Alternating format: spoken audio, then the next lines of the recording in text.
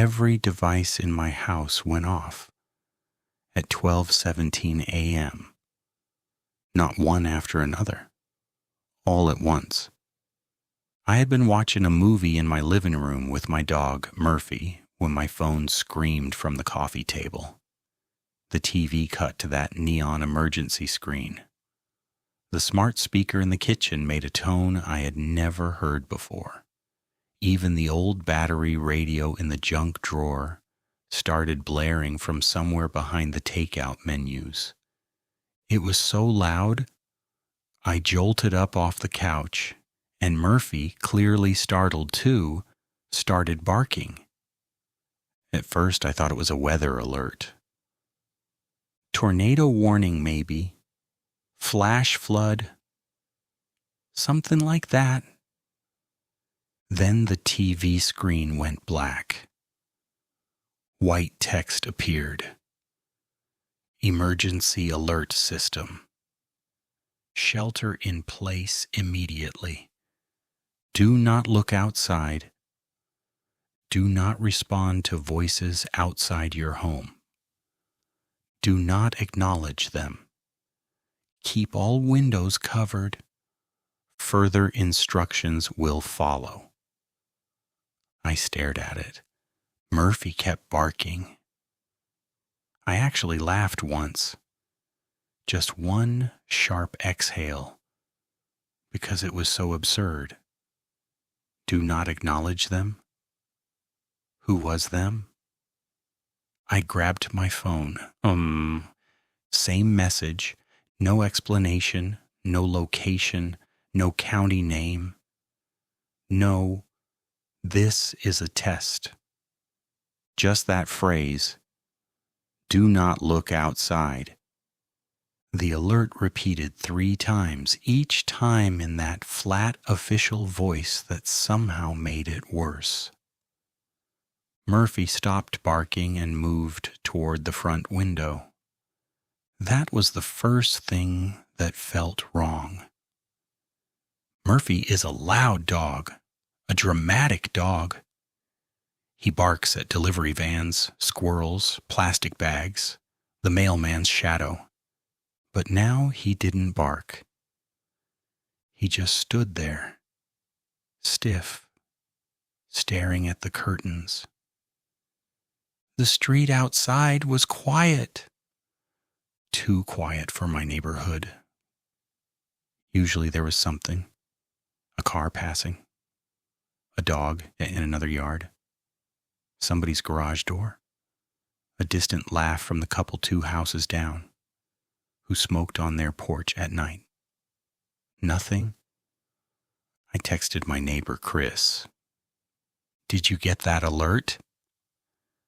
The typing bubbles appeared almost immediately. Yeah. What the hell is this? Before I could answer, another message came in from the neighborhood group chat. Anybody know what's going on? Then another. Power is flickering on Maple Street. Then another. My Ring camera just picked up someone walking across my driveway. Then nothing.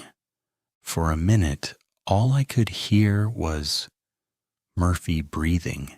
I opened social media, because apparently that is what people do now when the government tells them not to look outside. There were posts everywhere. Same alert in Ohio, same alert in Pennsylvania, same alert in Connecticut. Someone uploaded a blurry photo of a streetlight with a dark shape beneath it. The caption said, "Is anyone else seeing people just standing outside?" The post vanished while I was looking at it. Not deleted, just gone. I backed out, refreshed, and my feed wouldn't load. Murphy whined. A low, thin sound. I looked at him. He was still facing the window, Murph, I whispered. He didn't turn around. Then the motion sensor light over my driveway clicked on. The kitchen filled with pale white light through the edge of the blinds. I froze. I know what the alert said. I know. But there is something in you that does not accept instructions like that at first. Some stupid human part that thinks seeing will make it better. I moved slowly to the kitchen. Not to look outside. That's what I told myself. Just to pull the blinds tighter. There was a gap near the bottom, maybe an inch. I saw my driveway, the garbage bins, the side mirror of my car. Nothing else. Then across the street, under the streetlight near the Petersons' mailbox, there was a person. Just standing there. Not hiding, not moving, facing my house. I stopped breathing. The figure was too far away to see clearly. It could have been Mr. Peterson. It could have been anyone. Then it raised one hand. Slowly. Too slowly, like someone had watched a person wave and understood the shape of it, but not the reason. The hand went up and stayed there. Murphy made a sound I'd never heard from him before. Not a bark, not a growl. Something smaller. Something afraid. I dropped to the floor and crawled backward away from the window. My phone buzzed. Chris. Do not look. I think looking counts. I typed back with shaking hands. What did you see? No response. I waited. 1 minute, 2. Then Chris sent one more message. It waved. After that, the group chat started filling again. Anyone here knocking? Is that Mrs. Allen outside? My husband says our daughter's in the yard, but she's upstairs asleep. Don't answer. Then the messages slowed. Then stopped. One by one. I went around the house and covered every window with whatever I could find. Curtains, towels, a blanket from the guest room. I taped a black trash bag over the small window by the front door. Murphy followed me until we reached the hallway. Then he stopped. His ears went back. He stared at the front door. There was a knock, soft, polite, 3 taps, not urgent, not forceful, just enough to let me know someone was there. Murphy didn't bark. That scared me more than the knock. A voice came from outside. Hello? It was Chris.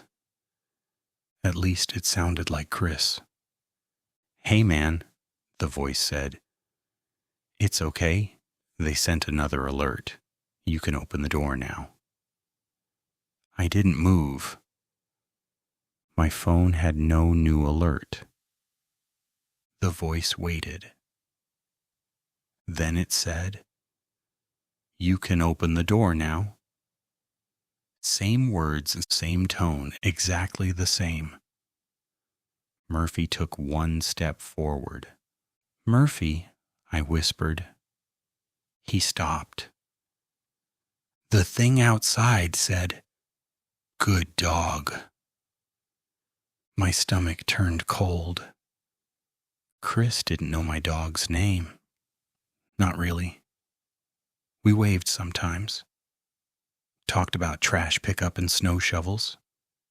But he had never been inside my house. He had never met Murphy. The voice said, "Softer now. We saw you." I backed away from the door. The knocking stopped. For a while, nothing happened. That was worse.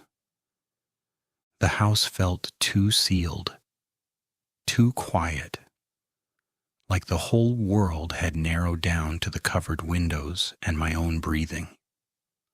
At 1:03 a.m., my TV turned itself back on. Same gray emergency screen. This time there was no voice, just text. Remain inside. Do not approach windows or doors. Do not communicate with individuals outside. Do not confirm visual contact. I read that last line over and over. Do not confirm visual contact. So they knew that part mattered. They knew enough to warn us, which meant this had happened before. Somewhere, to someone. Outside, a car alarm started down the block. It wailed for maybe 10 seconds, then stopped mid-sound. Not faded, stopped. Murphy lay down beside me, but he didn't relax. His head stayed up. His eyes stayed fixed on the front door. My phone buzzed again. A ring notification. Motion detected at your front door. I stared at the notification. I didn't open it. Another buzz. Motion detected at your backyard. Another. Motion detected at your side gate. Another. Person detected at your front door. Person detected at your front door. Person detected at your front door. Then the app opened by itself. I swear to God, I didn't touch it. The front door camera filled the screen. At first, it showed nothing but my porch, the welcome mat, the railing, the porch light. Then a face leaned into frame. Not close enough to be clear, just close enough for me to see the smile. It was Mrs. Peterson from across the street, or something wearing the idea of her. Her eyes were open too wide, her smile held too long. She lifted one hand and waved. Slowly, the same wave. I threw the phone across the room. It landed on the carpet, screen up. The video kept playing. Mrs. Peterson's voice came through the speaker. "You can see me." I crawled over and flipped the phone face down. The house went silent again. Then Murphy stood. His tail moved once, a small wag. I looked at him. "No," I whispered. He walked toward the kitchen. Not scared now, curious, happy almost. Like someone he loved had come home. I followed him, keeping my eyes down.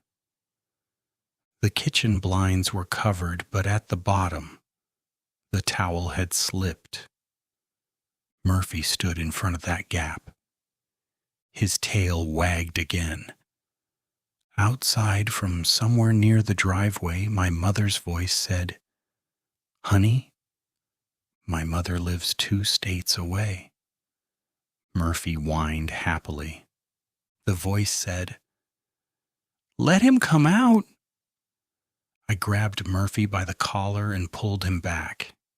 He resisted. Not hard. Just enough to make me feel that he wanted to go. The voice outside changed. Still my mother, but flatter. Let him come out.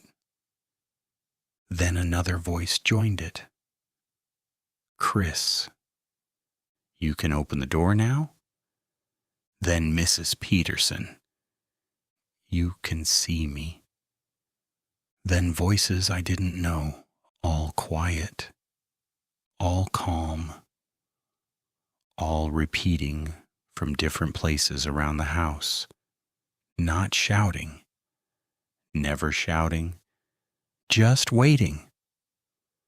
At 3:40 a.m., the neighborhood went completely dark. Streetlights, porch lights, motion sensors, everything. Only my TV stayed on. Gray screen, white text. Do not sleep. I sat on the floor with my back against the couch, one hand twisted in Murphy's collar. At some point, the voices stopped. At some point, Murphy stopped trying to pull away. At some point, I realized I could hear front doors opening outside, one at a time. Soft hinges, footsteps on porches, a woman crying very quietly. Then silence. By dawn, the TV went black. My phone had 6% battery, no service. The windows were still covered. Murphy was asleep beside me. I waited until light pushed through the edges of the blankets and towels. Real daylight. Morning. Birds. A garbage truck somewhere far away. Normal sounds. I almost cried when I heard them. At 7:12 a.m., every device in the house chimed again. Not the screaming alert this time. Just one calm tone. The TV turned on. Emergency alert system. All clear for non-acknowledged residents. Remain calm. Do not discuss what you heard. Do not share images or recordings. Local authorities will provide further instructions. I stared at the screen. Then a second message appeared. If you believe you were acknowledged, do not remain inside your home. I read it once, then again. Murphy lifted his head. From somewhere behind me inside the house, there was a soft knock. If this one got under your skin, there are more waiting. Subscribe to the leather-bound grimoire